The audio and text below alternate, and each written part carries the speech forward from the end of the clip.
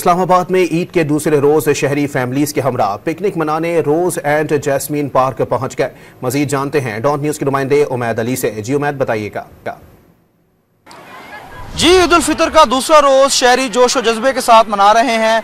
मैं इस वक्त इस्लामाबाद के जास्मीन गार्डन में मौजूद हूँ और यहाँ पे जो फैमिलीज़ हैं उनकी एक बड़ी तादाद जास्मीन गार्डन इस वक्त पहुँची हुई है और यहाँ पे पिकनिक जो है मनाई जा रही है। खाने पीने की अशिया भी जो है फैमिलीज़ अपने साथ ला रही हैं और यहाँ पे जो है इंजॉय हो रहा है। तो मेरे साथ इस वक्त एक फैमिली मौजूद है, इनसे जानते हैं कि आज ईद का दूसरा रोज़ है तो यहाँ पे लोग पिकनिक मना रहे हैं। आप क्या कहेंगे, कैसे ईद इंजॉय कर रहे हैं?